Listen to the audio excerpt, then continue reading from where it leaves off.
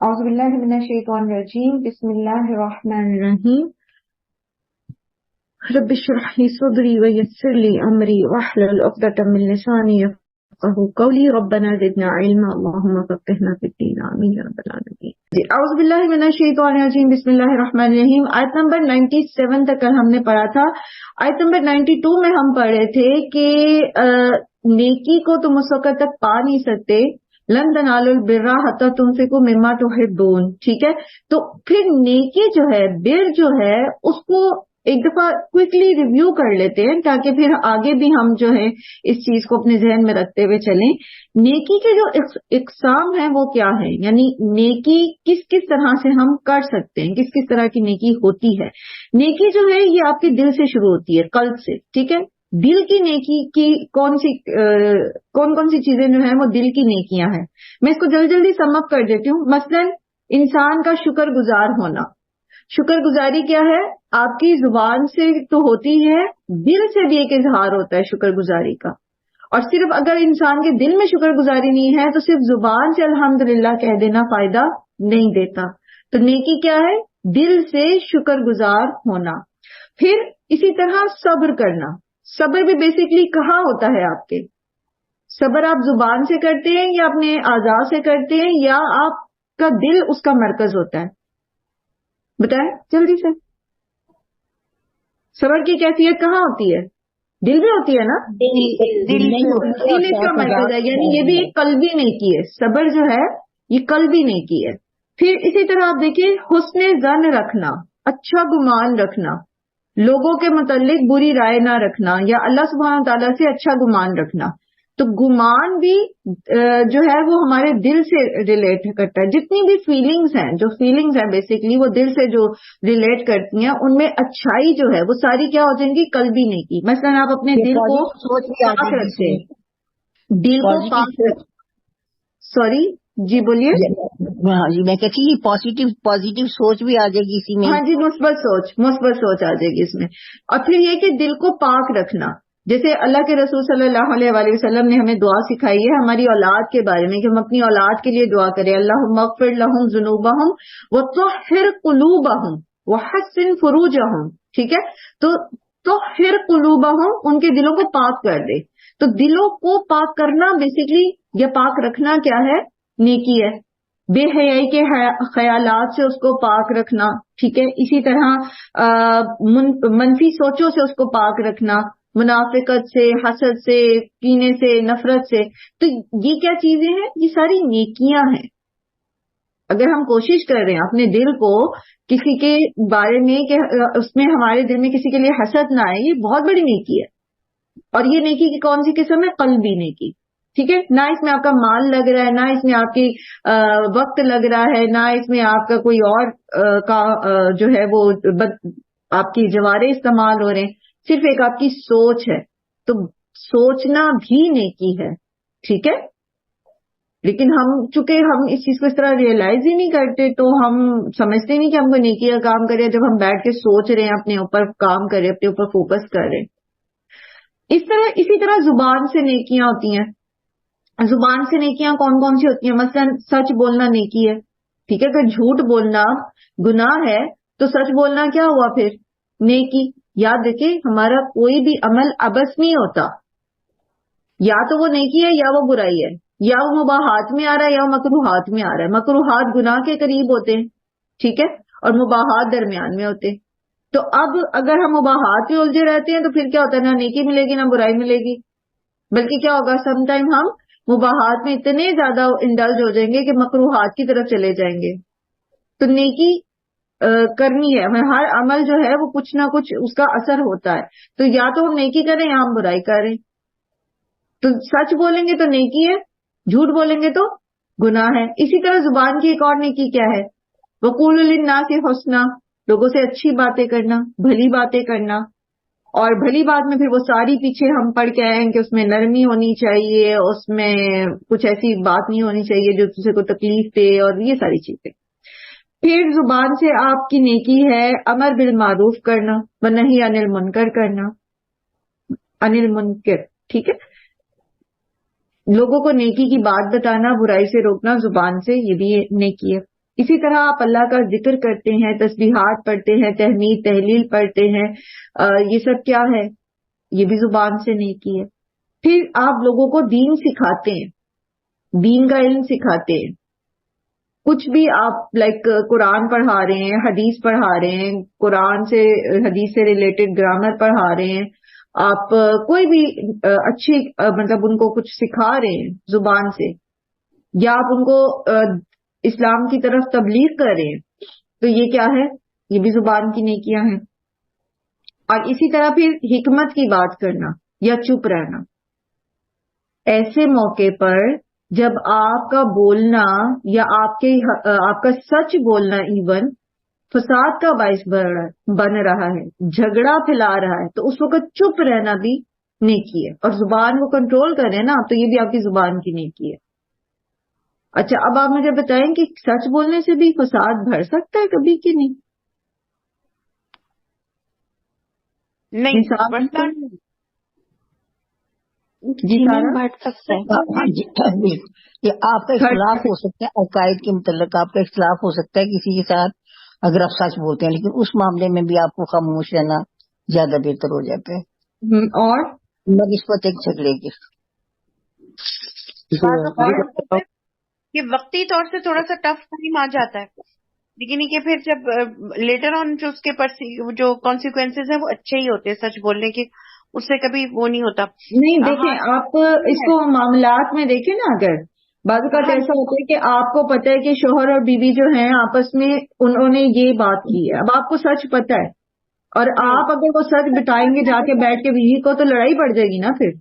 جی بالکل، اس کا سچ ایسے سچ بولنے، ایسے سچ بولنے سے بندہ رک جائے، ٹھیک ہے، جس سے لڑائی میاں بیوی کے درمیان ہے، باقی تو ہمیں سچ ہی بولنا چاہیے۔ کیا نہیں، بہن بھائیوں کے بیچ میں بھی ہو جاتا ہے جی، بہن بھائیوں کے بیچ میں بھی آپ کو ایسے سچ نہیں بولنے چاہیے، چپ رہنا چاہیے۔ میں جھوٹ بولنے آپس میں اگر صلاح بھی کروانی ہو تو پھر تھوڑا سا جائز ہے۔ صرف میاں بیوی بہن بھائی نہیں ہوتا، پھر یہ تو معاشرے میں بھی، معاشرتی کسی بھی ریلیشن میں اگر آپ کے سے کوئی پرابلم کریٹ ہونے لگتی ہے تو بہتر ہوتا ہے کہ چپ رہیں۔ ہاں، آپ چپ رہیں، ٹھیک ہے۔ اچھا، اسی طرح بدنی نیکیاں کیا ہیں؟ ہم اپنے جو جوارح کے ساتھ کون کون سی نیکیاں کرتے ہیں؟ نماز، روزہ، اسی طرح حج اور عمرہ جو عبادات ہیں، یہ ساری نیکیاں ہیں۔ اس کے ساتھ پھر خدمت خلق، لوگوں کی خدمت، جس میں عیادت آ جاتی ہے، پھر اسی طرح معاونت آ جاتی ہے، اعانت آ جاتی ہے۔ معاونت اور اعانت کا مطلب کیا ہے؟ دوسروں کی مدد کرنا۔ اب اس میں آپ بے شمار جگہ ہیں، چیزیں ہیں، خود ہم سوچ سکتے ہیں، کیونکہ ہم نے نیکی کرنی ہے نا، نیکی ہی وہ کرنسی ہے جو آخرت میں ہمارے کام آئے گی نا۔ تو پھر اس میں آپ سوچ سکتے ہیں کہ آپ اپنے جوارح کے ساتھ کون کون سی نیکیاں کر سکتے ہیں، نماز، روزے اور حج عمرے کے علاوہ، یعنی خدمت خلق میں آپ کون کون سی نیکیاں کر سکتے ہیں۔ اس میں سب آ جائے گا، جیسے والدین کی خدمت بھی آ جائے گی، ساس سسر کی خدمت آ جائے گی، مریض کی عیادت آ جائے گی، گھر کے کاموں میں ہاتھ بٹانا دوسرے کی، یہ بھی اس کے اندر آ جائے گا۔ پھر اسی طرح کسی کے لیے آپ گروسری کر دیتے ہیں، یہ اس میں آ جائے گا۔ پھر اسی طرح کوئی فنڈ ریزنگ ہو رہی ہے، آپ اس میں شامل ہوتے ہیں، آپ وہ کرتے ہیں، آپ کسی کو کا سامان اٹھا کے اس کے سواری کے اوپر لاتے ہیں، بے شمار اس کے اندر چیزیں ہو سکتی ہیں، ٹھیک ہے۔ یہ سب کیا ہیں؟ یہ نیکیاں ہیں۔ پھر مالی نیکیاں جو ہیں، جیسے فرض صدقہ یعنی زکوٰۃ، اور پھر دیگر صدقات، اور دیگر صدقات میں آپ کو پتہ ہے کہ پھر دین کے کاموں میں صدقات، اور پھر رشتہ داروں پر خرچ کرنا، اور فقراء اور مساکین اور یتیموں پر خرچ کرنا، اور پھر اس کی مداد بھی ہم بہت دفعہ پہلے پڑھ چکے ہیں۔ تو یہ ہم پورے کے پورے نیکی کا پیکر بن سکتے ہیں، دل سے شروع ہوں، دل، زبان، جوارح اور مال، ٹھیک ہے۔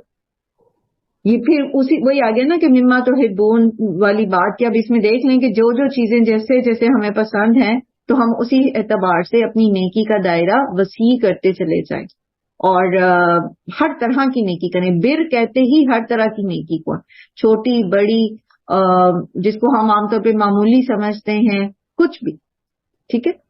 لیکن یہ سب کچھ کرنے کے باوجود، یعنی اوور آل نیکی کا پیکر بننے کی ہم کوشش کر رہے ہیں، ہم کوشش کریں کہ ہم ہر طرح سے نیکی کریں، اس کے باوجود یہ کوئی اللہ پر احسان نہیں ہے، اللہ تعالیٰ اس سے بے نیاز ہے، ٹھیک ہے۔ یہ ہمارے اپنے لیے ضروری ہے، کیونکہ یہ ہمارے اپنے کام آنی ہے کل کو۔ چاہے وہ ہمارے دل کی نیکی ہے، زبان کی ہے، جان سے دی بدنی ہے یا مالی ہے، کسی بھی طریقے سے یہ سب ہمارے کام آنے. اور جیسے ایک حدیث قدسی ہے نا کہ یا عبادی لو اولکم وآخرکم وانسکم وجنکم کانوا علی اتقى قلب رجل واحد منکم ما زاد ذلك في ملکی شیئا ویا عبادی لو اولکم وآخرکم وانسکم وجنکم کانوا علی افجر قلب رجل واحد منکم ما نقص ذلك في ملکی شیئا. کہ اے جنو انس تمہارے اول و آخر اگر سب کے سب تم میں سے بہترین متقی شخص کی طرح ہو جائیں تو میری بادشاہت میں کوئی اضافہ نہیں کر رہے. اور اسی طرح اگر اول و آخر جن و انس سب کے سب جو ہیں سب سے برے شخص کی طرح، سب سے زیادہ فاجر شخص کی طرح ہو جائیں تب بھی میری بادشاہت میں کسی چیز کی کمی نہیں ہوگی. اللہ تعالیٰ بے نیاز ہے، ان کو ضرورت نہیں ہے. یہ نیکیوں کی ضرورت جو ہے یہ سراسر ہمیں ہے. ٹھیک ہے. اچھا اب تھوڑا سا اس کے اوپر چونکہ عمل کی یہ بات ہے، بہت ضروری بات ہے، تو تھوڑا سا یہ دیکھیں کہ یہ سب کی سب نیکیاں جو ہیں یہ ہم اپنے آئندہ آنے والے کل یعنی آخرت کے لیے کر رہے ہیں. تو اس کے لیے ہم کتنی کو اسٹرگل کرتے ہیں. ہمارا ہی کام ہے، ہمارے ہی فائدے کی چیز ہے، تو اس کے لیے ہم کتنی اسٹرگل کرتے ہیں. اور دوسری طرف صرف ہماری دنیا کے کام ہوتے ہیں، دنیا کے منفعت فائدے ہوتے ہیں، دنیا کی سمجھ لیجیے کہ وہ کرنسی ہوتی ہے، اس کے لیے ہماری ایفرٹ کتنی ہوتی ہے. ذرا کمپیریزن کر لیں، ذرا ریشو نکال لیں جلدی سے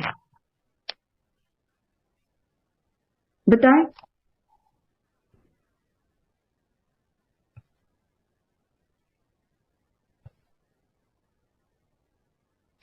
اس کو اگر میم اگر دنیا لے نا تو اگر ہم اس کو دیکھیں اس طرح سے کہ سارا دن گھر کے کاموں سے ہم کہتے ہیں ہمیں فرصت نہیں ملتی، اور آخرت کی کمائی کے لیے اگر ہم قرآن سیکھیں گے تو ہم کہتے ہیں ہمارے پاس ٹائم نہیں بچتا. ہمارے پاس ٹائم نہیں ہے. عام طور پر خواتین کیا کرتی ہیں، کیا کہتی ہیں، کیوں نہیں کلاس لے سکتی، کیوں نہیں جوائن کرتی.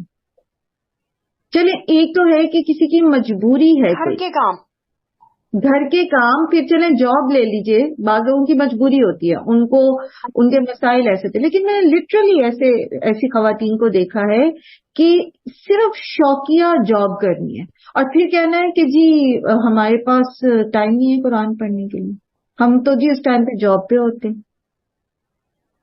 اصل میں چاہے شوقیہ بھی نہیں ہوتی ہیں تو بھی وہ شوق ان کو پیسے دے رہا ہے نا، ارن کر رہی ہے. وہ تو نا وہ پیسہ دنیا کا فائدہ ہے نا، شوق بھی تو دنیا کا ہی فائدہ ہے نا،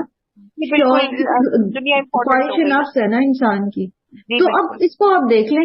مثلاً اب آپ دیکھو کہ آپ نے ایک ڈگری کرنی ہے، آپ وہاں فیسیں بھرتے ہو، یا آپ نے اپنے بچے کو ایک ڈگری کرانی ہے، ٹھیک ہے، آپ نے وہاں پہ لاکھوں کی فیسیں، جیسے یونیورسٹیز کی آج کل فیسیں ہیں، لاکھوں میں اپنی فیسیں دینی ہوتی ہیں.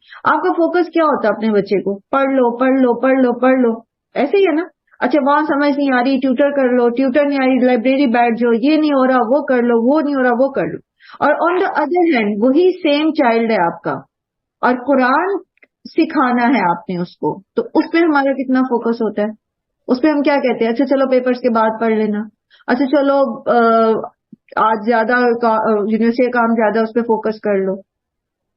کیا ہم اس پہ اتنی کمٹمنٹ شو کرتے ہیں اپنے بچے کے لیے، اس کو لے کے بیٹھتے ہیں؟ وہ جذبہ ہمارے اندر یا ہمارے بچے کے اندر ہوتا ہے؟ نہیں ہوتا. حالانکہ اللہ کے رسول صلی اللہ علیہ وسلم نے صاف صاف بتا دیا کہ خیرکم من تعلم القرآن وعلمہ، بہترین ہے تم میں سے وہ جو قرآن پڑھے یا پڑھتا ہے اور اس کو سکھاتا ہے. تو ہمیں تو بہترین کرسی مل رہی ہے آخرت میں. اہل القرآن جو ہوں گے وہ اہل القرآن فرشتوں کے ساتھ ہوں گے، جو اہل القرآن انسان ہوں گے وہ اہل القرآن فرشتوں کے ساتھ ہوں گے قیامت کے دن. اور جب سارے انسان اللہ تعالیٰ کے سامنے وہاں جمع ہوں گے حشر کے میدان میں، تو اہل القرآن کے نام اناؤنس کر کے ان کو الگ کیا جائے گا اور ان کو پروٹوکول کی کرسیوں پہ بٹھایا جائے گا. آج یونیورسٹی میں آپ کے بچے کا اگر لائک ہے بہت اور آپ کو امید ہے کہ اس کو میڈل مل سکتا ہے، تو وہ جو پروٹوکول اور وہ جو سینس آف اچیومنٹ ہے، کیا وہ قرآن پڑھ کے پڑھا کے سیکھ کے اس بچے کے لیے ہمارے اندر آتی؟ نہیں آتی. وہ جو ہماری خوشی کا لیول ہے، اگر ہمارے بچے کو کوئی ڈسٹنکشن وہ لیتا ہے دنیا کے کسی اس پہ عہدے پہ وہ چلا جاتا ہے، یا دنیا کسی یونیورسٹی میں ڈسٹنکشن لیتا ہے اور اس کو آنر دیا جاتا ہے اور اس کا نام وہاں کال کیا جا رہا ہوتا ہے کانوکیشن میں، وہ جو ایک پرائڈ اور ایک خوشی ہمارے اندر ہوتی ہے، کیا وہ اس کو قرآن سکھانے میں ہمیں محسوس ہوتی ہے؟ اس میں نہ جائیے جو حفاظ حفظ کرتے ہیں اور پھر ایک بڑی مجلس کے اندر ان کا نام پکارا جاتا ہے، بیسیکلی وہ بھی لوگوں کے لیے ہی عام طور پر ہماری ہوتی ہے کہ جی ہمارے بچے کا نام اتنے لوگ سن رہے ہیں، کوئی نہیں جانتا ہمیں یا ہمارے بچے کو، اور وہ اچیو کر رہا ہے ایک چیز، کیا اس میں ہم اتنی کمٹمنٹ شو کرتے، اس میں ہمیں اتنی سینس آف اچیومنٹ فیل ہوتی ہے؟ نہیں ہوتی۔ تو یہ جو مسئلہ ہے نا، اس کو ہمیں ذرا سمجھنا ہے، کیونکہ آخرت میں جو چیزیں کام آنی ہے نا، ٹھیک ہے دنیا کی ڈگری دنیا میں رزق حلال کمانے کے لیے ضروری ہے، اور میں ہمیشہ اس چیز کی علمبردار رہی ہوں کہ سائنسز پڑھنی چاہیے، سائنسز کیا اکنامکس بھی پڑھنی چاہیے، پڑھیں گے تو غیر سودی نظام جو ہے وہ لے کر آئیں گے، لیکن اس کے لیے ضروری ہے کہ وہ مائنڈ سیٹ ہو آپ کے بچوں کا، کہ وہ اگر فزکس پڑھتے ہیں، وہ اگر لائک اکنامکس یا بزنس یا کچھ بھی پڑھتے ہیں، تو ان کو پتا ہو کہ اگر ہم انٹرسٹ کے بارے میں پڑھ رہے ہیں تو ہم نے انٹرسٹ لینا نہیں ہے، ہم نے نان انٹرسٹ طریقے نکالنے ہیں، سمجھانے ہیں، بنانے ہیں۔ اسی طرح کچھ بھی پڑھنا ہے، آپ نے میڈیکل سائنس پڑھنی ہے، آپ نے کچھ اور پڑھنا ہے، ایون آپ سوشل سائنسز بھی پڑھتے ہیں، تو دین کا علم اس کے ساتھ ضروری ہے تاکہ ان سب سبجیکٹس کو اپلائی کرنا آئے آپ کو، حق اور باطل کی پہچان ہو، یعنی حق کیا ہے اس سبجیکٹ کے اندر سے، حق ہم نے لینا ہے، ہر ایک کا فلسفہ نہیں لے لینا ہم نے اور اس کو اختیار نہیں کر لینا۔ بہرحال یہ چیز دیکھ لیجئے کہ چونکہ ہمیں ان کاموں میں، نیکی کے کاموں میں ریوارڈ سامنے نظر نہیں آتا، یہ تو صرف دین سیکھنے سکھانے کی بات میں نے ایک مثال کے طور پر دی نا، ہر نیکی کے اندر ہماری کمٹمنٹ، ہمارا جذبہ، ہماری سچائی اس لیے کم رہ جاتی ہے، اس لیے ہم اس پر استقامت نہیں اختیار کر پاتے کیونکہ اس کا ریوارڈ ہمارے سامنے نہیں ہوتا۔ دنیاوی معاملات میں ریوارڈ ہمارے سامنے ہوتا ہے، ٹھیک ہے، تو اپنے آپ کو اس بڑے ریوارڈ کے لیے جو آخرت میں ملنا ہے اس پر فوکس کروانے کے لیے پھر ہمیں علم حاصل کرنا ہی پڑے گا، تبھی ہمیں وہ ایک مستقل موٹیویشن ملتی رہے گی قرآن کے ذریعے انشاءاللہ۔ چلے آگے چلتے ہیں، اور آگے انشاءاللہ آج ہم نے آیت نمبر 98 سے سٹارٹ کرنا ہے۔ قُلْ يَا أَهْلَ الْكِتَابِ لِمَ تَكْفُرُونَ بِآيَاتِ اللَّهِ وَاللَّهُ شَهِيدٌ عَلَى مَا تَعْمَلُونَ، آپ کہہ دیجئے اہل کتاب سے کہ کیوں تم انکار کرتے ہو اللہ کی آیات کا، اور اللہ خوب گواہ ہے اس پر جو تم عمل کرتے ہو۔ کیونکہ اللہ تعالیٰ یہ لوگوں کو چاہے جیسے مرضی دھوکہ دے، لیکن اللہ تعالیٰ کو تو پتہ ہے نا کہ ان کی کتاب میں بھی اللہ تعالیٰ نے کون سے احکامات نازل کیے ہیں، لوگوں سے جتنا مرضی چھپاتے رہے، اللہ تعالیٰ خود گواہ ہے علی ما تعملون۔ اچھا، اللہ سبحانہ تعالیٰ الشہید ہیں، یعنی گواہ ہیں، اور اللہ تعالیٰ کیسے گواہ ہیں؟ لوگوں میں بھی ایک دوسرے پر گواہ ہوتے ہیں نا، تو کیسے گواہ ہوتے ہیں؟ وہ کس کو گواہ کہتے ہیں آپ؟ جلدی سے بتائیے تاکہ ہم اس صفت کو بھی سمجھتے چلے جائیں آگے۔ جو وہاں موجود ہوتا ہے، جو وہاں موجود ہوتا ہے اسی کو کہتے ہیں نا کہ وہ گواہ ہے اس پر، یا اس نے سنا ہوا ہوتا ہے یا اس نے دیکھا ہوا ہوتا ہے، ایسے ہی ہے نا، یعنی کچھ منظر دیکھتا ہے، کچھ سنتا ہے، وہاں موجود ہوتا ہے تو وہ گواہ ہوتا ہے۔ اچھا، اب جو انسانوں میں گواہ ہیں وہ کیا ہوتا ہے ان کے ساتھ؟ بعض اوقات آنکھوں دیکھا منظر بھی وہ نہیں ہوتا جو ہمیں نظر آ رہا ہے، ایسا ہوتا ہے کہ نہیں؟ اپنے کانوں سے سنی ہوئی بات اصل میں وہ نہیں ہوتی جو ہم سن رہے ہوتے، اس کا بیک گراؤنڈ کچھ اور ہوتا ہے۔ لیکن اللہ سبحانہ و تعالی الشہید ہیں ہر معاملے میں، تو اللہ سبحانہ و تعالی موجود ہے اپنے سمع اور بصر اور علم کے ساتھ، اور اللہ سبحانہ و تعالی کی سمع اور بصر کبھی بھی دھوکے میں نہیں رہتی، وہ جو دیکھتے ہیں، جو کچھ ہم کر رہے ہیں اس کو اس کی سچائی کے ساتھ دیکھ رہے ہیں، لوگوں کے سامنے وہ پکچر چاہے کچھ اور ہے لیکن اللہ تعالیٰ اس کو سچائی کے ساتھ ہی دیکھ رہے ہیں، اور اللہ تعالیٰ اس کو سچائی کے ساتھ ہی سن رہے ہیں، اور اللہ تعالیٰ کا علم جو ہے وہ العلیم بھی ہے نا، تو یہ الشہید میں پھر یہ اللہ تعالیٰ کی ساری صفات آ جاتی ہیں، اس کا السمیع ہونا، اللہ سبحانہ تعالیٰ کا البصیر ہونا، اللہ سبحانہ تعالیٰ کا العلیم ہونا، وہ اس کے اندر آ جاتی ہیں اس ایک صفت کے اندر. تو اب آپ خود دیکھ لیں کہ کس طرح اللہ سبحانہ تعالیٰ خود گواہ ہیں اس بات پر جو کچھ بھی ہم کام کریں. اب اللہ تعالیٰ کی گواہی کے ساتھ ساتھ پھر ہمارے اپنے جوارے کی گواہی موجود ہے، اس زمین کی گواہی موجود ہے، ہمارے ارد گرد موجود چیزوں کی گواہی موجود ہے. پھر انسان بھاگ کے کہاں جائے گا؟ لما تکفرون، کیوں تم کفر کرتے ہو بآیات اللہ، اللہ کی آیات کا؟ تمہیں نہیں پتا کہ اللہ تعالیٰ الشہید ہے، اللہ تعالیٰ السمیع العلیم ہے؟ لیکن بات وہی ہے نا کہ پتا تھا، انہیں پتا تھا، لیکن ان کے جو من گھڑت دین تھا، اس دین نے ان کو دھوکے میں ڈالا ہوا تھا. پھر کہا جا رہا ہے کہ قل یا اہل الکتاب لما تصدون عن سبیل اللہ من آمن تبغونها عوجا وانتم شہداء وما اللہ بغافل عما تعملون.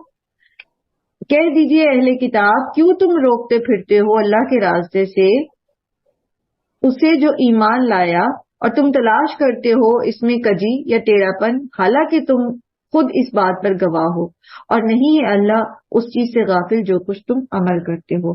صدہ یا سدو جو ہوتا ہے نا، اس میں ہوتا ہے خود بھی رکنا اور دوسروں کو بھی روکنا. صدہ کا مطلب کیا ہوتا ہے؟ خود بھی رکنا اور دوسرے کو بھی روکنا. ٹھیک ہے، تو ان کا طریقہ کیا تھا؟ کس طرح سے یہ روکتے تھے لوگوں کو؟ خود تو رکے ہوئے تھے، روکتے کیسے تھے؟ مثلا تحریف کر کے، لوگوں کو آیات میں رد و بدل کر کے، پھر آیات کو چھپا کے، ٹھیک ہے، چھپا جاتے تھے. جیسے نبی صلی اللہ علیہ وسلم کی باسط کی آیات انہوں نے چھپا دی. اس کے علاوہ پھر یہ ان کی چالیں تھی جو یہ چلتے تھے مسلمانوں کو بہکانے کے لیے. جیسے یہود اسلام یہ کرتے تھے کہ جو شخص مسلمان ہونے لگتا تھا نا، پھر اس کو طرح طرح کے اس کے دل میں شکوک و شبہات ڈالتے تھے. اور پھر پہلی یہ کہ جو سب سے پہلا شک ڈالتے تھے وہ یہ تھا کہ جس نبی، آخری نبی کی بشارت ہماری کتابوں میں دی گئی ہے وہ یہ نبی نہیں ہے. اور اس میں پھر پیچھے بھی آپ نے پڑھا کہ کس طرح انہوں نے اعتراض کیا کہ اگر یہ وہی نبی ہے تو پھر قبلہ کیوں مختلف ہے، قبلہ دوسرا کیوں ہے، اور جو چیزیں ہمارے اوپر ہماری شریعت میں حرام ہے اس کو اس نے کیوں حلال کر رکھا ہے. اور وہ جو مسائل مطلب جو انہوں نے خود بنا رکھی تھی شریعتیں، اس سے کیوں مختلف ہے قرآن میں جو دی گئی ہے شریعت. تو یہ شکوک و شبہات ڈالتے تھے لوگوں کے دلوں میں، ان کو جو اسلام لانے کی طرف مائل ہو چکا ہوتا تھا اس کو روکنے کے لیے. اچھا، پھر آپ یہ دیکھیے کہ تنقید کے ذریعے بھی لوگوں کو سیدھے رستے سے روکا جاتا ہے. اہل کتاب کے طریقے کے علاوہ اب دیکھیں کہ کس کس طرح سے لوگوں کو اللہ کے راستے سے روکا جاتا ہے. مثلا ہم اپنے طرز عمل سے لوگوں کو اللہ کے راستے سے روکتے ہیں. جب ہم دین کے علمبردار بنتے ہیں، ہم قرآن سیکھنے یا سکھانے والے بنتے ہیں، تو پھر جو ہمارا طرز عمل ہوتا ہے وہ لوگوں کو دین سے دور کر دیتا ہے. مثلا آپ قرآن پڑھتے ہیں لیکن آپ کا معاملہ، ہمارا معاملہ لوگوں کے ساتھ درست نہیں ہے، ہم اس میں خیانت کر رہے ہیں، ہم اس میں جھوٹ بول رہے ہیں، ہم اس میں لوگوں پر طنز کر رہے ہیں، ہم بدگوئی کر رہے ہیں، ہماری زبان جو ہے اس سے ایسے نازیبا حروف الفاظ ادا ہو رہے ہیں، تو لوگ پھر آپ سے بدظن نہیں ہوتے، وہ دین سے بدظن ہو جاتے ہیں. پھر آپ کا طریقہ کار جو دوسرے کو دین سکھانے کا ہے، مثلا میں ایک خاتون ہے بڑی اچھی سی، وہ ان کے ساتھ یہ ہوا، اب وہ جانا چاہتی تھی قرآن سیکھنے کے لیے، فری تھی گھر میں، کہتی میں قرآن سیکھنا ہے. بہرحال وہ جس جگہ گئیں تو پہلے دن ہی جب گئیں تو جو خاتون تھی، معلمہ تھی وہاں کی، انہوں نے کہا بڑا مطلب وارملی ان کو ویلکم کیا اور کہا کہ ہاں جی اب ہم آپ کا عقیدہ درست کریں گے. تو وہ وہیں اوفینڈ ہو گئیں کہ میرے عقیدے غلط ہیں. مطلب ایک بات کرنے کا طریقہ ہی جو ہے وہ ایسا ہو کہ دوسرے کو روک دے حق کی طرف آنے سے. تو اس لیے کتنا ضروری ہے کہ جو مبلغین ہیں، جو دین کا کام کر رہے ہیں، وہ اپنے اخلاقیات میں، اپنے معاملات میں اور اپنے طرز تکلم میں جو ہے وہ محتاط ہوں، سچ بولنے والے ہوں، حق بات کرنے والے ہوں اور حکمت کے ساتھ دوسروں کو دین کی طرف لانے والے ہوں۔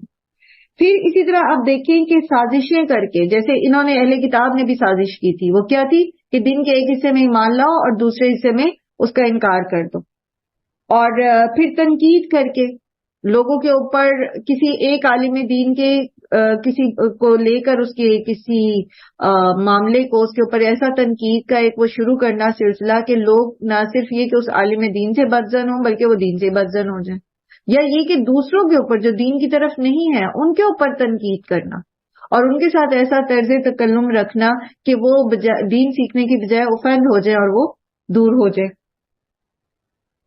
جیسے سورہ بقرہ میں بھی آپ نے پڑھا تھا نا کہ وَدَّ كَثِيرٌ مِّنْ أَهْلِ الْكِتَابِ لَوْ يَرُدُّونَكُم مِّن بَعْدِ إِيمَانِكُمْ كُفَّارًا حَسَدًا مِّنْ عِندِ أَنفُسِهِمْ، تو جو ان کے اندر کفر تھا، جو ان کے دلوں میں حسد تھی، اس کی وجہ سے یہ چاہتے یہ تھے کہ مسلمان ایمان لانے کے بعد بھی پھر جائے۔ ایک تو یہ کہ اللہ کوئی مسلمان ہو ہی نہ، اور اگر ہو بھی گیا ہے تو وہ پھر واپس پھر جائے۔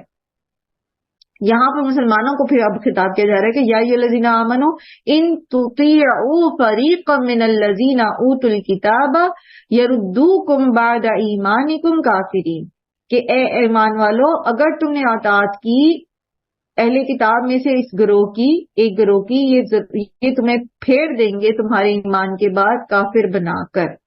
یاد رکھیں اطاعت کرنے کا جو ایک اصول ہے جو اللہ تعالیٰ نے ہمیں دیا ہے، یعنی آپ کس کو فالو کرو اور کس کو آپ فالو نہ کرو، ٹھیک ہے، یہ اصول اللہ تعالیٰ نے آپ کو دے دیا۔ سورہ کہف ہر جمعہ کیوں پڑھی جاتی ہے، کیوں اس کے لیے کہا گیا کہ ایک نور ہے جو ساتھ رہتا ہے۔ سورہ کہف میں اللہ سبحانہ وتعالی نے فرمایا وَاصْبِرْ نَفْسَكَ مَعَ الَّذِينَ يَدْعُونَ رَبَّهُمْ بِالْغَدَاةِ وَالْعَشِيِّ يُرِيدُونَ وَجْهَهُ وَلَا تَعْدُ عَيْنَاكَ عَنْهُمْ تُرِيدُ زِينَةَ الْحَيَاةِ الدُّنْيَا وَلَا تُطِعْ مَنْ أَغْفَلْنَا قَلْبَهُ عَنْ ذِكْرِنَا وَاتَّبَعَ هَوَاهُ وَكَانَ أَمْرُهُ فُرُطًا۔ آپ نے آپ کو اطاعت کے راستے میں ان لوگوں کے ساتھ آپ نے رکھنا ہے، یا آپ نے اپنا ٹائم ان لوگوں کے ساتھ سپینڈ کرنا ہے جو اللہ سے ڈرنے والے لوگ ہوتے ہیں، ٹھیک ہے۔ دین آپ نے ان لوگوں کے پیچھے نہیں چلنا جن کے دل اللہ کے ذکر سے غافل ہیں اور جو اپنی خواہش نفس کے پیچھے چلتے ہیں اور ان کا معاملہ حد سے گزرا ہوا ہے۔ وَكَانَ أَمْرُهُ فُرُطًا، ٹھیک ہے۔ تو اب آپ دیکھو کہ ہم کس کو فالو کرتے ہیں، ہم کس کی اطاعت کرتے ہیں۔ مثلا کھانے پینے میں اس وقت ہم کھانے پینے میں کس کی اطاعت کر رہے ہیں، جلدی سے بتائیں۔ کیا لائف سٹائل بن گیا ہمارا کھانے پینے کے معاملے میں؟ کیا ہم یورپ کو فالو نہیں کر رہے؟ بغیر سوچے سمجھے ہوٹلنگ کرنا، جنک فوڈ کھانا، یہ ہمارا کلچر تو نہیں تھا، یہ مسلمانوں کا کلچر تو نہیں تھا۔ یہ جنک فوڈ جو تھا، یہ برگرز اور یہ فرائیڈ چیزیں ساری، یہ مسلمانوں کا کلچر تو نہیں۔ اٹھا کے دیکھ لیں آپ کسی بھی عرب کنٹریز کو اٹھا کے دیکھ لیں یا دیگر جو اسلامی ممالک ہیں ان کے اندر یہ کلچر تو نہیں تھا، یہ یہیں سے آیا، ہم نے ادھر سے یورپ والی سائڈ سے لیا۔ پھر آپ لباس میں لے لیں، ہم کس کے پیچھے چل رہے ہیں؟ ان لوگوں کے پیچھے جو اللہ کو یاد ہی نہیں کرتے، جو اللہ کو مانتے ہی نہیں ہیں۔ کوئی بھی چیز آپ ایون آپ اس چیز کو دیکھیں، جو آئیڈیالوجی آف لائف ہے، زندگی گزارنے کا جو ایک فلسفہ ہے، جو سوچ ہے، وہ بھی ہم نے ان سے لی ہوئی ہے۔ حالانکہ ان کی سوچ درست کیسے ہو سکتی ہے؟ جیسے اس میں آپ فیمنزم کو لے لیں، مرد اور عورت کی برابری کے فلسفے کو لے لیں، تو یہ ان لوگوں کی سوچ ہے جو اللہ کو یاد نہیں کرتے، جو صرف اپنی خواہش نفس پر چلتے ہیں۔ اب اس کے اوپر کتابیں بھری پڑی ہیں کہ فیمنزم یا تحریک نسواں جو ہے بیسیکلی وہ کہاں سے اوریجنیٹ ہوئی اور اس کے پیچھے پرپز کیا تھے اور اس کو کس طرح جو ہے وہ مینپولیٹ کیا گیا عورتوں کو گھروں سے نکالنے اور فیملی انسٹیٹیوشن توڑنے کے لیے۔ یہ اس کے اوپر بہت زیادہ کچھ بات ہو بھی سکتی ہے اور لکھا ہو، لیکن یہ ایک مثال میں نے آپ کو دی ہے۔ ہم جو ان کا کوڑا کچرا ہوتا ہے نا، ہم اس کو اٹھا کے اپنے آنگن میں ڈال لیتے ہیں ترقی کے نام پہ. اور جو ہماری وراثت تھی، جو اخلاقیات، جو معاملات، جو دین، جو اسلام نے ہمیں کلچر دیا، جو ہماری روایات ہیں. یاد رکھیے میں آپ کی علاقائی روایات کی بات نہیں کر رہی. علاقائی روایت جو ہوتی ہے وہ مومن کے لیے کچھ حیثیت نہیں رکھتی. اسلام جو ہے اس کا اپنا کلچر بہت رچ ہے. اس کا اپنا کلچر ڈریس کے معاملے میں، کھانے پینے کے معاملے میں، معاملات کے معاملے میں آپ کو یہ پورا کلچر دیتا ہے.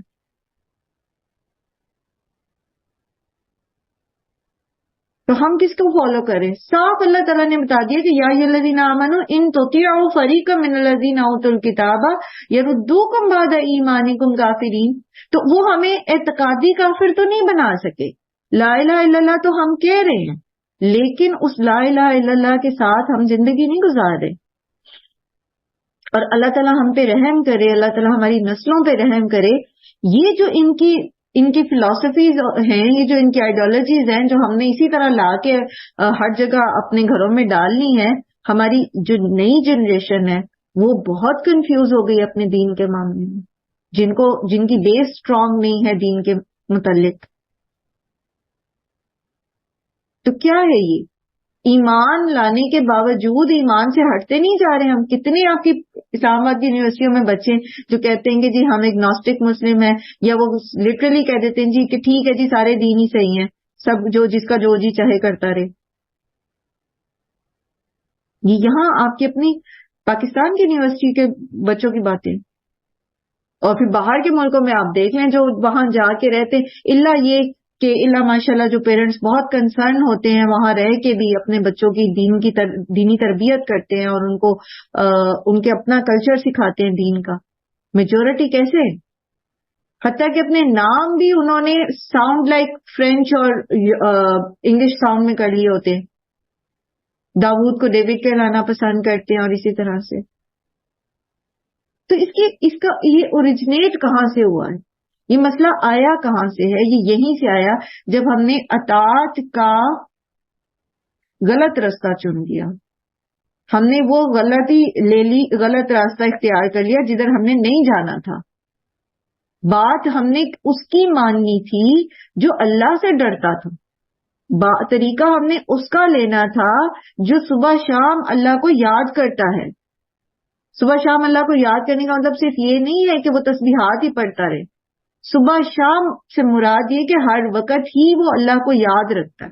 ہم نے تو اس کے پیچھے چلنا تھا، نہ کہ ہم نے ان لوگوں کے پیچھے جو اللہ کو مانتے ہی نہیں، جو اللہ کا ذکر ہی نہیں کرتے. مانتے ہی نہیں تو پھر ذکر کیا کرنا انہوں نے. اور اوپر سے مستزاد اس پر یہ بات کہ وہ جو خود معاملات کر رہے ہیں نا اس میں بھی وہ اپنی خواہش نفس میں حد سے گزر گئے.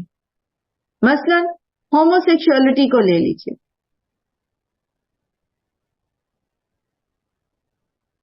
اب یہ کیا ہے؟ آپ کی اپنی اسمبلی میں کتنا عرصہ یہ بل پھنسا رہا ہے. اللہ تعالیٰ آسانیاں دے ان لوگوں کو جنہوں نے ہمتیں کی اور اس کو جو ہے وہ پاس نہیں ہونے دیا اس طرح سے. لیکن کوشش تو آپ کے ملک میں بھی ہوئی ہے. اب یہ کیا ہے؟ یہ وہ لوگ اپنی خواہش نفس میں بھی حدیں توڑ گئے اور ہم ہیں کہ انہیں کے پیچھے لگے ہوئے اور ترقی کے نام پہ ان چیزوں کو اختیار کر رہے ہیں.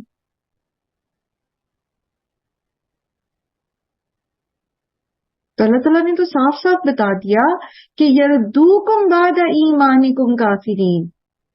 ٹھیک ہے جی، زبان سے تو آپ نہیں کہہ رہے کہ ہم نہیں مانتے اسلام کو یا ہم نہیں مانتے، لیکن عملی تو انکار میں سبھی پڑ گئے. اللہ ہم پہ رحم کرے، اللہ تعالیٰ ہم سے درگزر کرے، اللہ تعالیٰ ہمیں وہ حکمتیں اور ہمتیں عطا کرے کہ ہم اس کے لیے سٹینڈ لے سکیں.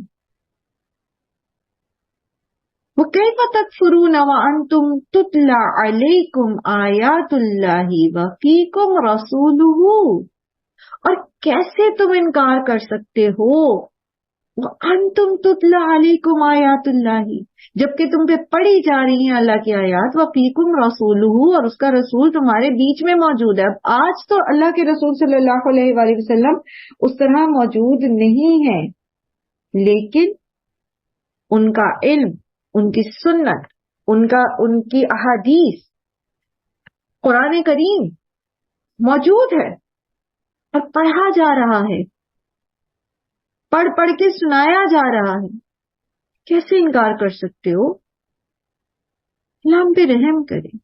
یہ فرق ہے ان لوگوں میں جو روز قرآن پڑھتے یا قرآن کو سمجھنے کی کوشش کرتے، اور ان لوگوں کے عمل میں جو بغیر سوچے سمجھے پڑھتے ہیں. جو قرآن کو سمجھ کے پڑھ رہے ہوتے ہیں نا، وہ جیسے میں اکثر کہا کرتی ہوں نا کہ چونکہ یہ اللہ کی رسی ہے نا اور آپ نے اس کو پکڑا ہوا ہے، تو جب تک آپ اس کو پکڑے رکھیں گے نا، یہ آپ کو ڈوبنے نہیں دے گی. آپ کہیں پر بھی اگر انسان کسی بھی کنویں میں چھلانگ مار بھی دینا، لیکن اس نے قرآن کو نہیں چھوڑا، وہ ڈیلی بیسس پر قرآن کے ساتھ جڑا ہوا ہے، اس کو پڑھ رہا ہے، اس کو سمجھ رہا ہے، تھوڑا بہت جس طرح بھی، وہ ایک نہ ایک دن اس کنویں سے باہر نکل آئے گا. وہ ڈوبے گا نہیں اس میں، وہ اس کی گہرائی میں نہیں جائے گا. یہ فرق ہے. اور آپ نے خود بھی اپنی زندگیوں میں بھی یہ محسوس کیا ہوگا کہ روز قرآن پڑھنا، روز قرآن سننا، قرآن کے ساتھ سارا دن کسی نہ کسی طرح جڑے رہنا، یہ کس طرح ہمیں ہمارے ایمان پر استقامت دیتا ہے. اور اس پر پھر یہ اگر ہم کریں کہ ہم سیرت پڑھیں ساتھ ساتھ، جیسے میں نے آپ سے انشاءاللہ کوشش کریں گے کہ آپ کی یہ نبی صلی اللہ علیہ وسلم کے لیل و نہار مکمل ہوتی ہے مسکرۃ العین کے ساتھ، تو تجلیات نبوت آپ کو سٹارٹ کرواتے ہیں. سیرت پڑھیں، روز کی روز سیرت پڑھیں، صحابہ کی سیرت پڑھیں، تو آپ کو ایمان کے اوپر کتنی استقامت ملتی ہے. اور اگر آپ چھوڑ دیتے ہیں اور شیطان آپ سے چھڑواتا ہے، کتنے لوگ ہیں جنہوں نے ہمیں جوائن کیا شروع کی کلاسز میں، اب وہ نظر نہیں آ رہے. وہ سستی ہو سکتی ہے، وہ اسی طرح کی جو ہے وہ کیا اس کو آپ کہیں گے کہ اٹریکشنز ہو سکتی ہیں کہ جی یہ ٹائم آپ یہاں یوٹیلائز کر لیں. تو بہت سارے میں نے ایسی خواتین دیکھی ہیں جو جم چاہتی ہیں اور دوسری ایکٹیویٹیز کرتی ہیں اس ٹائم پر، لیکن کلاس میں نہیں آتی، تو شیطان آنے نہیں دیتا انہیں، ان کے نفس آنے نہیں دیتے. تو پھر نقصان کیا ہوتا ہے؟ پھر ایمان میں وہ استقامت، وہ پختگی اور ایمان کے درجات میں اضافہ تو نہیں ہوتا نا. اور یاد رکھیے ایمان جو ہے نا وہ ایک جگہ رہتا نہیں ہے، یہ کوئی اسٹیٹک چیز نہیں ہے، یہ یا تو بڑھتا ہے یا گھٹتا ہے. تو اگر ہم اس طرح سے نہیں جڑے ہوئے دین سے کہ اللہ کی آیات ہم پہ پڑھی جا رہی ہیں، ہم پڑھ رہے ہیں، پڑھا رہے ہیں، اس پہ غور و فکر کر رہے ہیں، اس کو یاد کر رہے ہیں، اس کو سمجھنے کی کوشش کر رہے ہیں، اگر ہم ایسا نہیں کر رہے نا، تو پھر کیا ہوگا؟ ایمان میں تنزل شروع ہو جائے گا، ایمان نیچے سے نیچے جانا شروع ہو جائے گا. یہ ایک جگہ کبھی بھی نہیں رہتا، یا تو اوپر جائے گا یا نیچے جائے گا. اور نیچے جانے میں پھر کیا خطرہ ہے؟ اگر یہ رسی ہمارے ہاتھ سے چھٹ گئی ہے تو پھر ڈوب جائیں گے، گہرائی میں اندر سے اندر چلے جائیں گے. آپ آیت کو پڑھیں نا، کتنی خوبصورتی سے جو ہے نا وہ کہا جا رہا ہے، کیف تکفرون، کیسے تم کر سکتے ہو ایسا؟ تم اللہ کی آیات کا انکار کیسے کر سکتے ہو؟ تم اللہ کے رستے کو چھوڑ کر ان لوگوں کے رستے پہ کیسے چل سکتے ہو جو اپنی خواہش نفس کے پیچھے لگے ہوئے ہیں؟ وانتم تتلی علیکم آیات اللہ، تم پر اللہ کی آیات پڑھی جا رہی ہیں، تمہیں اللہ تعالیٰ بتا رہے ہیں، سمجھا رہے ہیں، اللہ کے رسول کی سیرت تمہارے بیچ موجود ہے. کیسے تم اللہ کی آیات کا انکار کر سکتے ہو؟ کیسے؟ وَمَن يَعْتَصِم بِاللَّهِ، اور جو کوئی تھام لے گا اللہ کو، فَقَدْ هُدِيَ إِلَى صِرَاطٍ مُسْتَقِيم، تو وہ یقیناً اس کو سیدھے رستے کی طرف ہدایت دے گا، یقیناً ان کو بھٹکنے سے بچا لے گا. کرنا کیا ہے تو اللہ کو کیسے تھام سکتے ہیں؟ یہ آگے بالکل اگلی آیت میں ہی بتا دیا گیا ہے، اس سے اگلی آیت میں کہ اللہ کو کیسے تھام سکتے ہیں آپ. یا الذین آمنوا اتقوا اللہ، اے لوگو اللہ سے ڈرو، حق تقاتہ، جیسا کہ حق ہے اس سے ڈرنے کا. ولا تموتن الا وانتم مسلمون، اور نہ تم مرنا مگر یہ کہ تم مسلمان ہی ہو.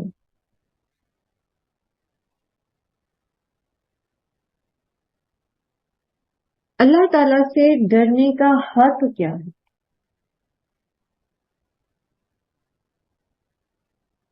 ہاں جی بتائیے. اے ایمان والو، اللہ سے ایسے ڈرو جیسے اس سے ڈرنے کا حق ہے. کیا حق ہے اللہ تعالیٰ سے کا تقوی کا؟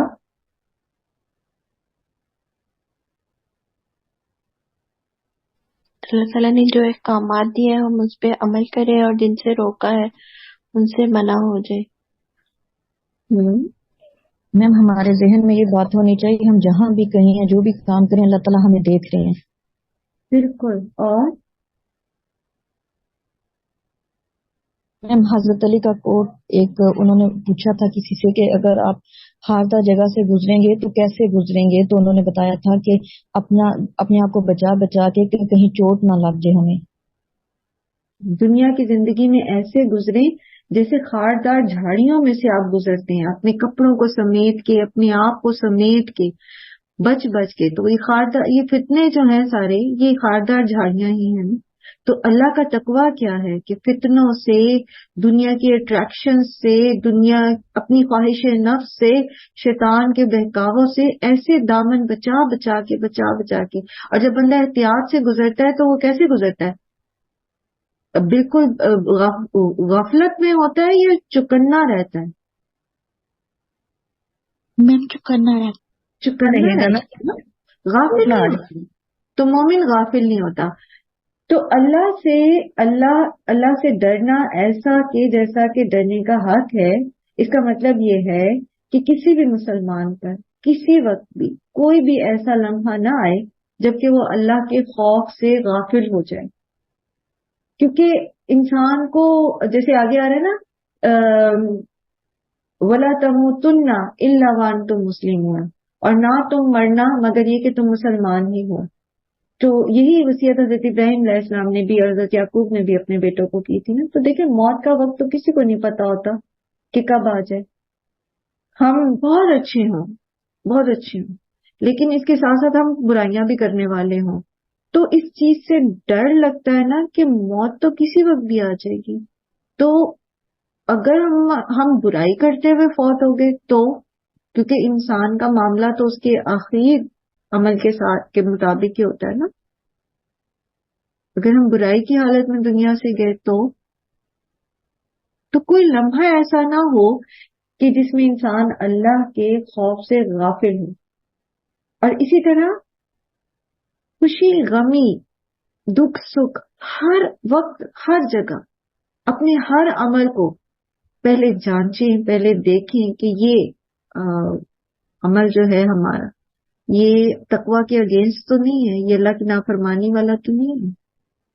ہر حال میں اس سوچ کے ساتھ رہنا کہ مجھے لوٹ کے اللہ کے پاس جانا ہے، اور اللہ تعالیٰ جانتا ہے میں کیا کر رہا ہوں، اللہ تعالیٰ دیکھ رہا ہے میں کیا کر رہا ہوں، اللہ تعالیٰ اس چیز کو بھی جانتا ہے کہ میں کیا سوچ رہا ہوں. اور یہ کرنے میں پھر مددگار کیا چیز ہوتی ہے؟ ہدایت کے اس رستے پہ چلنے کے لیے یعتصم باللہ کرنے کے لیے کیا چیز ہے ہمارے پاس؟ حبل اللہ ہے ہمارے پاس. واعتصموا بحبل اللہ جميعا ولا تفرقوا، اور مضبوطی سے پکڑ لو اللہ کی رسی کو. اور نبی صلی اللہ علیہ وآلہ وسلم نے فرمایا اللہ کی رسی کیا ہے؟ اللہ کی رسی جو ہے وہ قرآن کریم ہے. اس کا ایک سرا اس کا ہمارے ہاتھ میں ہے اور ایک سرا اللہ تعالیٰ کے ہاتھ میں ہے. ٹھیک ہے. تو جس رسی کا ایک سرا اللہ کے ہاتھ میں ہے تو اس رسی کو تھامنے والا کیسے گمراہ ہو سکتا ہے، کیسے وہ اللہ کی راہ سے ہٹ سکتا ہے؟ یہ وہ تعلق ہے اللہ تعالی کے ساتھ، یہ وہ تعلق ہونا چاہیے اللہ تعالی کے ساتھ کہ آپ مسلسل ایک کنیکشن میں ہوں اللہ کے ساتھ، اور وہ قرآن کریم ہے، وہ قرآن ہی ہے، وہ کوئی اور راستہ ہو ہی نہیں سکتا. ٹھیک ہے، اللہ تعالیٰ ہمیں توفیق دے کہ ہم قرآن کے ساتھ ایسا تعلق رکھ سکیں. اور قرآن کے ساتھ تعلق کیسا ہوتا ہے پھر؟ جیسے سورہ بقرہ میں بھی آپ نے پڑھا تھا نا کہ الذین اوتوا الکتاب یتلونہ حق تلاوتہ اولئک یؤمنون بہ، وہ لوگ جنہیں کتاب دی جاتی ہے وہ اس کی تلاوت کا حق ادا کرتے ہیں، وہی لوگ اصل میں اس پر ایمان لانے والے ہوتے ہیں. تو قرآن کریم کے ساتھ یا اس کی تلاوت کا حق کیا ہے؟ پھر اس کو درست طریقے سے پڑھنا، تجوید ترتیل کے ساتھ، پھر اس کے معنوں کو سمجھنا، پھر ان معنوں کو سمجھ کر اس کے اوپر اس کے اوامر اور نواہی اور اس کا مقصد ہے قرآن کا، یعنی ہدایت اور تزکیہ، اس پر عمل کرنا، اس کی اتباع کرنا. جس راستے پر قرآن آپ کو لے کے جا رہا ہے، آپ امیجن کریں نا، آپ نے ایک رسی پکڑی ہوئی ہے، دوسرا سرا آپ کو نظر نہیں آ رہا کہ کس کے ہاتھ میں. اب آپ اس رسی کو پکڑ کر اس کے پیچھے پیچھے چلتے جائیں. یہ کیا ہے؟ یہ اتباع ہے.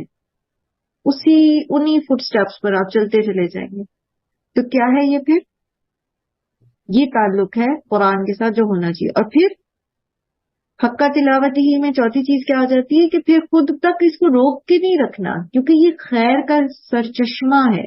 اور جب ہم خود اس کو سیکھتے ہیں تو ہمارے اوپر پھر ایک فرض عائد ہوتا ہے کہ ہم اس کو دوسروں کو بھی سکھائیں.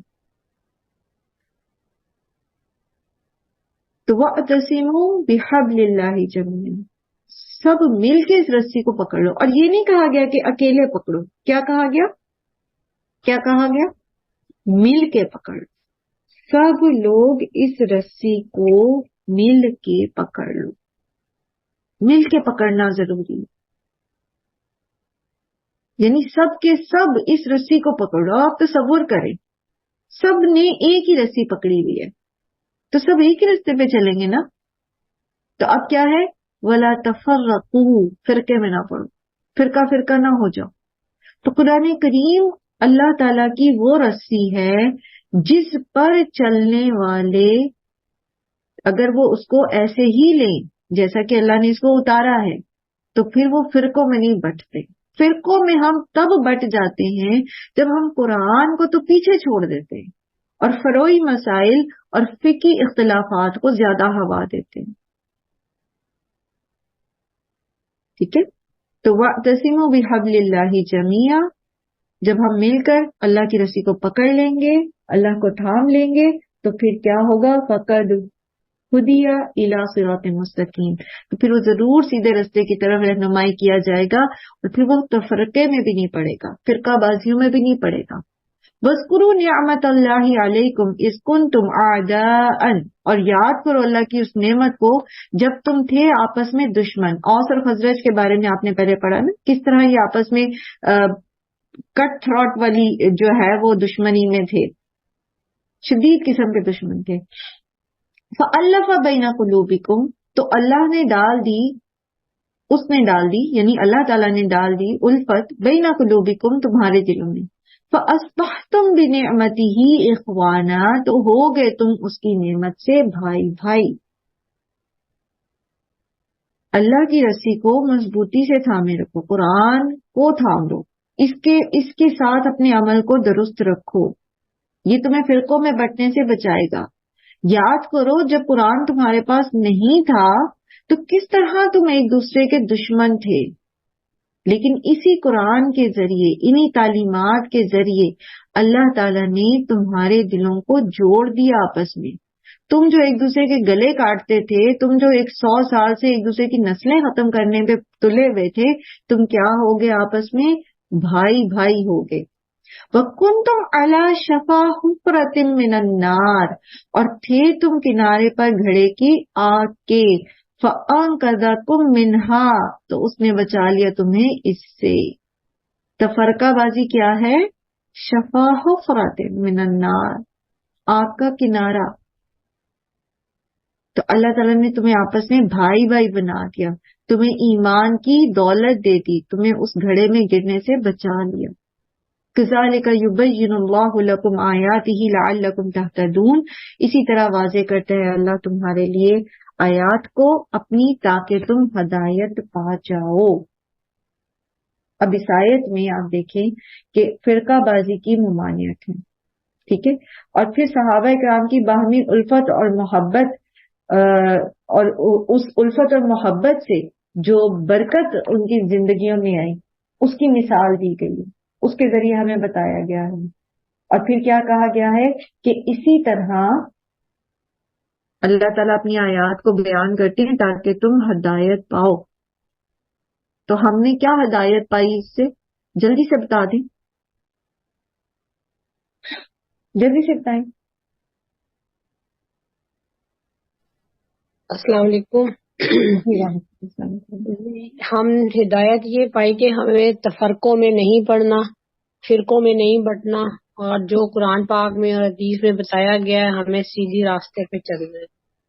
ہمیں اللہ کی کتاب کو مضبوطی سے پکڑنا ہے، قرآن کریم کو مضبوطی سے تھام کے رکھیں گے، اس کے ساتھ اپنا تعلق مضبوط رکھیں گے، اس کی تعلیمات کو جیسے اللہ کے رسول صلی اللہ علیہ وآلہ وسلم نے ہمیں سکھایا، احادیث صحیحہ، سنت صحیحہ میں موجود ہیں، اس کو ایز اٹ از لے لینا۔ تو جب سب ایک ہی چیز کو تھامیں گے تو پھر تفرقہ تو خود بخود ختم ہو جائے گا۔ اور دوسری چیز ہم نے اس میں یہ سیکھی کہ تفرقہ بازی آگ کا گھڑا ہے، اور آپ دیکھیں کہ مسلمانوں کو انہی فرقوں میں بانٹ کر تبھی تو ان کے اوپر جو ہے وہ حکومتیں کی ہیں غیروں نے۔ ڈیوائیڈ اینڈ رول، یہ جو انگلینڈ کی جو کلونیلزم ہے، ان کے پیچھے جو ان کا سلوگن تھا وہ کیا تھا؟ ڈیوائیڈ اینڈ رول، لوگوں کو آپس میں بانٹو۔ آپ کو پتہ ہے کہ یہ جو قادیانی فرقہ ہے یہ بھی انگریزوں نے بنایا تھا، ٹھیک ہے۔ اسی طرح مختلف اسکول آف تھاٹس کو الگ الگ فنڈنگ کی گئی اس معاملے میں کہ ہر ایک کو میں ایسے مطلب لوگ شامل کیے جائیں، فنڈ دیا جائے ان کو کہ وہ اپنا کلمہ بلند کریں، اپنے فرقے کی بات کریں۔ تو اس کے لیے بھی باقاعدہ فنڈنگ کی گئی برٹش گورنمنٹ کی طرف سے۔ تو آپ دیکھیں کہ آج ہم کیا دیکھ رہے ہیں کہ پہلے انہوں نے ہمیں بانٹ دیا الگ الگ فرقوں میں، اور پھر جو ہے وہ ابھی تک ہمارے اوپر حکومت کریں۔ آج بھی ہم کسی ایک نقطے پہ پوری کی پوری قوم جمع نہیں ہو پاتی، چاہے وہ کسی بھی معاملے میں، ایون وہ اسرائیلی پروڈکٹس کا بائیکاٹ کرنا ہی کیوں نہ ہو، آپ اس کے اوپر بھی سب اکٹھے نہیں ہو پاتے کبھی بھی۔ وہ ہماری جڑوں میں سے جو ایک یگانگت اور ہم آہنگی اور اخوت تھی نا، وہ کاٹ ہی دی گئی ہیں جڑیں۔ اس کی جگہ فرقہ بندی دین میں بھی اور اختلافات دنیاوی معاملات میں بھی اس کا زہر بھر دیا گیا۔ ڈفرینٹ سوچ کے لوگ ہمارے معاشرے کے اندر ان کی اٹھان کی جاتی ہے۔ اسکولز کے اندر ٹیچنگ یہ جو سسٹمز ہیں، آپ کے جو ایجوکیشن کے سسٹمز ہیں، اس کے اندر مختلف بالکل اپوزٹ سوچ کے لوگ جو ہیں وہ پروان چڑھائے جاتے ہیں۔ تو وہ جب بالکل الگ سوچ دے کر بڑے ہوں گے دنیاوی معاملات میں بھی، تو پھر وہ جب بڑے ہوں گے تو کبھی بھی وہ اکٹھے نہیں ہو سکیں گے۔ جب وہ اکٹھے نہیں ہو سکیں گے تو دشمن آرام سے ان پر قبضہ کرے گا۔ یہی چیز آپ دیکھیں کہ صوبائیت میں بھی ہے، لسانیت میں بھی ہے، یہ سارے فتنے لوگوں کو بانٹے، ان کی سوچ، ان کے اندر زہر ڈالیں تفرقہ بازی کا، اور ان کے اوپر حکومت کریں، اور یہ دیکھیں کہ یہ آگ کے گھڑے پر آپ کب سے کھڑے ہیں، اور جب بات آ جاتی ہے دین میں تفرقہ بازی، تو یہ تو آپ دیکھ لیں گے آخرت کی بھئی آگ کا گھڑا ہے۔ وَلْتَكُن مِّنكُمْ أُمَّةٌ يَدْعُونَ إِلَى الْخَيْرِ وَيَأْمُرُونَ بِالْمَعْرُوفِ وَيَنْهَوْنَ عَنِ الْمُنكَرِ وَأُولَٰئِكَ هُمُ الْمُفْلِحُونَ۔ ضرور ہونا چاہیے، اور ضرور یہاں لام جو ہے نا لام تاکید ہے، ضرور تم میں سے ہونا چاہیے ایک گروہ لازمن جو لوگوں کو خیر کی طرف بلائے، انہیں نیکی کا حکم دے، انہیں برائی سے روکے۔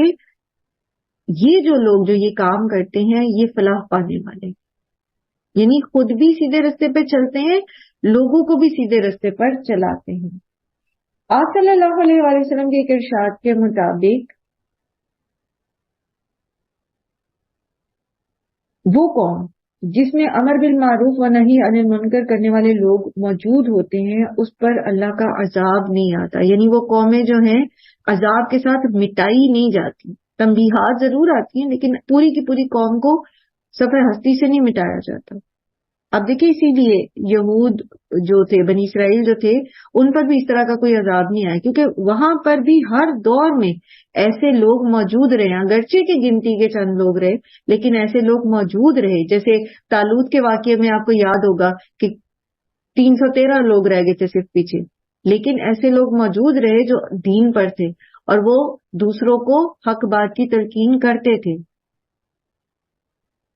ضرور ہونے چاہیے ایسے لوگ جو لوگوں کو، اور اگر کوئی بھی یہ کام نہیں کرتا، کوئی بھی یہ فریضہ ادا نہیں کرتا، تو پھر سارے کے سارے لوگ گناہ گار، اس طرح سے سب کے سب پر جو ہے وہ عذاب آ جاتا ہے۔ اور آپ یہ دیکھیے کہ یہ جو کہا جا رہا ہے نا کہ وَلْتَكُن مِّنكُمْ أُمَّةٌ، تو اس سے یہ بات بھی معلوم ہوتی ہے کہ امر بالمعروف و نہی عن المنکر جو ہے یہ بہت اہم فریضہ ہے، لیکن بہرحال یہ فرض عین نہیں ہے، یعنی ہر ایک کے اوپر فرض نہیں ہے۔ ہر ایک کے اوپر فرض کیوں نہیں ہے؟ کیونکہ یہ بہت حکمت سے کرنے والا کام ہے، اس کو ہر کوئی کر نہیں سکتا، ہر کوئی اٹھ کے لوگوں کو سمجھا نہیں سکتا کہ یہ نیکی ہے اور یہ برائی ہے، کیونکہ اگر کسی کے پاس وہ حکمت نہیں ہے تو وہ معاملات کو مزید بگاڑے گا، وہ لڑائی جھگڑے کا باعث بنے گا۔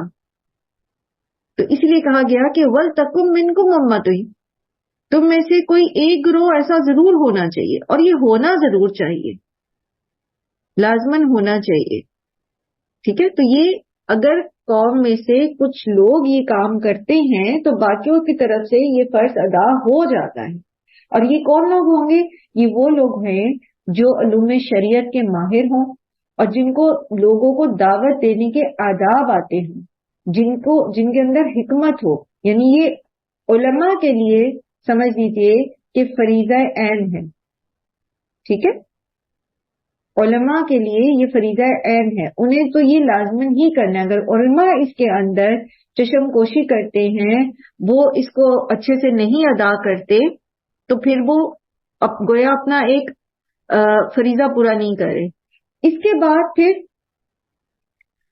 وہ لوگ جو ہر مسلمان جو ایسی علمی سطح اور صلاحیت رکھتا ہے اور حکمت رکھتا ہے تو وہ یہ بات کر سکتا ہے، وہ دوسروں تک صحیح بات پہنچا سکتا ہے، ٹھیک ہے، لیکن اس کے لیے اس کے پاس علم ہونا ضروری ہے۔ صرف سنی سنائی باتوں کے ساتھ آپ امر بالمعروف و نہی عن المنکر نہیں کر سکتے۔ لیکن یہ ہے بہت جسے کہتے ہیں نا ایک قدر و منزلت والا عہدہ، جب آپ لوگوں کو برائی سے روکتے ہیں اور نیکی کی طرف لے کر جاتے ہیں۔ اور پہلے بھی ہم اس چیز کو ڈسکس کر چکے ہیں کہ امر کا مطلب حکم دینا ایسا نہیں ہے کہ آپ لٹھ پکڑ کے لوگوں کے سر پہ کھڑے ہو جائیں اور ان کو حکم دیں۔ بیسیکلی امر بمانی معاملہ ہے، یعنی آپ لوگوں کو نیکی کے معاملات کی طرف گائیڈ کریں گے، آپ ان کو نیکی کے معاملات بتائیں گے، حق اور باطل میں فرق کرنا سکھائیں گے، ان کو سمجھائیں گے، ان کے ساتھ تعاون علی البر والتقوی کریں گے، ٹھیک ہے۔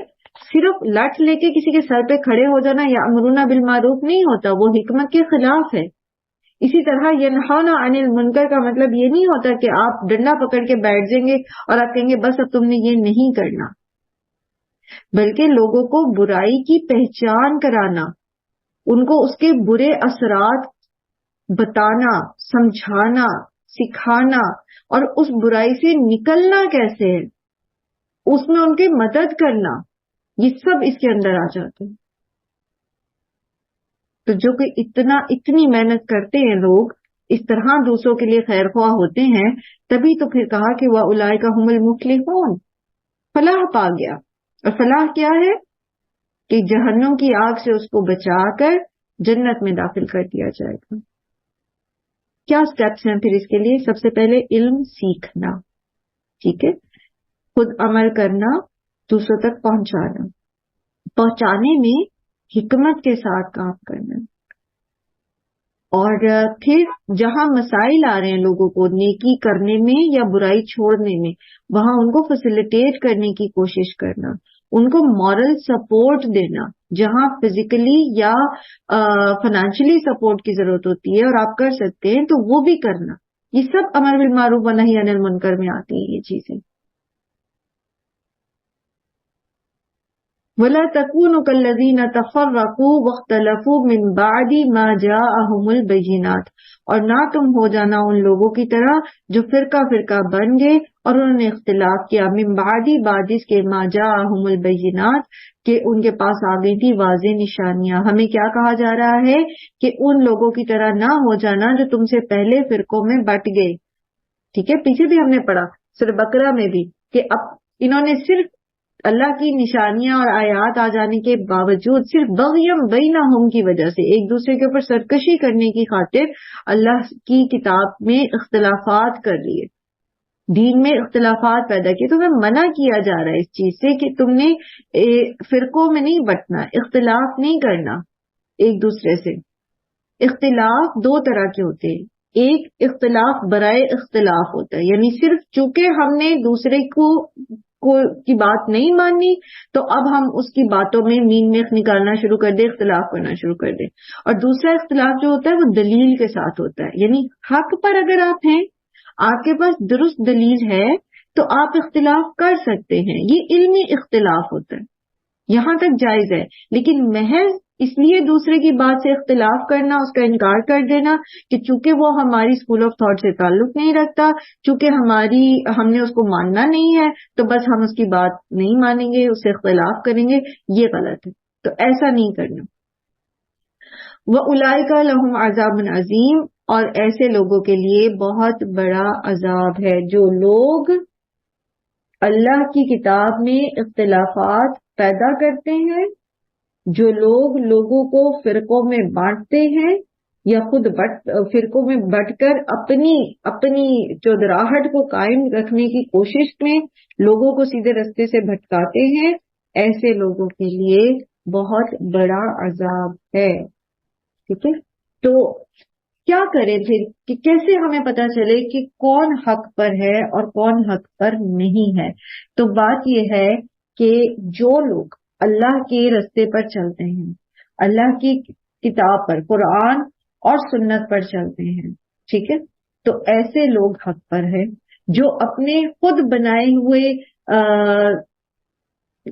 सेल्फ क्रिएटेड दीन के ऊपर चलते हैं, चाहे वो किसी भी एक्सट्रीम पर हैं, या जिन्होंने दीन को वैसा नहीं लिया जैसा कि अल्लाह के रसूल सल्लल्लाहु अलैहि वसल्लम ने बताया, जैसा कि आप सल्लल्लाहु अलैहि वसल्लम से डायरेक्ट सीखने वालों ने उसके ऊपर अमल किया, यानी सहाबा किराम ने।